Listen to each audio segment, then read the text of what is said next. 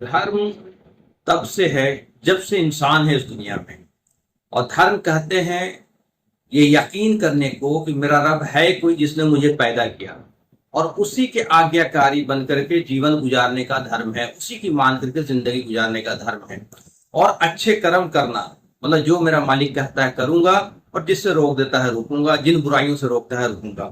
تو اسلام دھرم جو ہے، جو ہم سمجھتے ہیں کہ 1400 سال پہلے سے ہوا، نہیں، یہ آدم علیہ السلام سے ہے، اور ہمیشہ ٹیچنگ ایک ہی رہے گی، تمہارا اور ہمارا رب ایک ہے، اور اسی کی مان کر زندگی گزارنا ہے۔ لیکن لوگوں نے وقت وقت پہ چیزوں کو کرپٹ کر دیا، دھرم کو بھلا دیا، دین کو بگاڑ دیا، اس لیے بار بار رسول دودھ آتے رہے، اور یہی بات قرآن میں کہا گیا کہ ہم نے اس قوم میں کوئی ایسا نیشن، کوئی ایسے لوگ نہیں چھوڑے جہاں اپنے دودھ نہ بھیجے ہوں، اور محمد صلی اللہ علیہ وسلم آخری دودھ ہے۔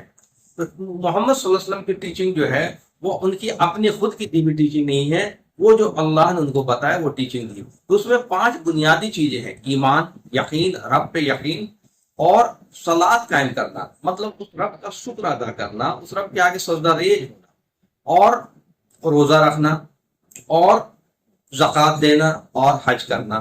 تو یہ 5 بنیادی چیزیں جو دی گئی ہیں وہ قیامت تک کے لیے ہے، چونکہ اب کوئی رسول نہیں آئیں گے، اب کوئی نیا دین نہیں آئے گا۔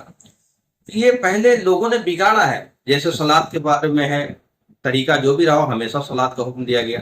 روزہ کے بارے میں ہے، ہمیشہ روزہ کا حکم دیا گیا۔ اسی طرح قربانی کا بھی حکم ہر قوم کو دیا گیا۔ قرآن میں آتا ہے کہ ہم نے ہر قوم کو قربانی کا حکم دیا۔ اب کوئی لوگ اپنی چیزوں کو چھوڑ دیں، بگاڑ دیں، اور پھر زبردستی دوسروں پہ تھوپ دیں، یہ تو غلط بات ہے۔ آپ نے چھوڑا، کیوں چھوڑا؟ آپ کو اپنا دھرم کا گیان ہونا چاہیے۔ دیکھیے یہ مہاراج کیا بول رہے ہیں، اور یہ ایکسپٹ کر رہے ہیں کہ بھائی ہاں ہم بھی، ہمارے دھرم میں بھی ہوتا تھا لیکن اب ہم نے چھوڑ دیا، وقت بدل گیا۔ بھائی دھرم کا تعلق وقت سے نہیں ہے، یہ دھرم اللہ کا قانون ہے، پرمیشور کا قانون ہے، اور یہ حکم ہے تب تک ہے جب تک قیامت نہیں آتی، تب تک ہم زندہ ہیں۔ تو یہ ہم ان سب چیزوں سے ہم بدلنے والے نہیں ہیں، چونکہ یہ ہمارے لیے دھرم کا معاملہ ہے، اور دھرم کہتے ہیں ایشور کو ماننے کی، اور ایشور کو مان کے زندگی گزارنے کی، اور اسی کے بیسس پہ قیامت کے دن ہمارا فیصلہ ہوگا۔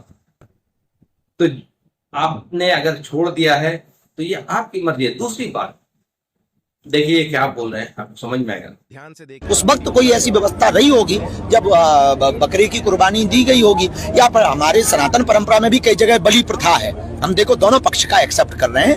تو اب لیکن اپائے ہیں، اپچار ہیں، اب سمے بہت بدلا ہے، ہم سب سبھ ہیں، سشکشت ہیں، اس لیے ہمیں لگتا ہے جیو ہنسا کو روکنا چاہیے۔ دوسری بات، بھائی یہ بقرعید کے ٹائم میں، عید الاضحیٰ کے ٹائم میں کیوں یاد آتا ہے؟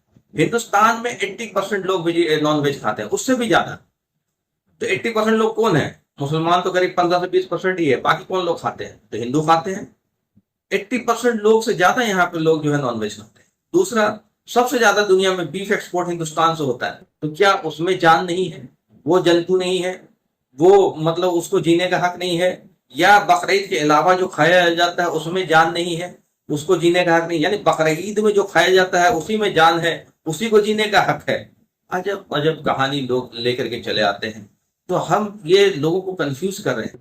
بھائی دین، دھرم کو لوگوں نے بگاڑا ہے، دھرم کو لوگوں نے بگاڑا ہے، تبھی تو دوسرے دودھ کو آنا پڑا۔ محمد صلی اللہ علیہ وسلم آخری دودھ ہیں، آخری سنتشٹا ہے، اور ان کے گیان میں ہے کہ ایک پرمیشور کی اپاسنا، اسی کی بندگی، اسی کی اطاعت۔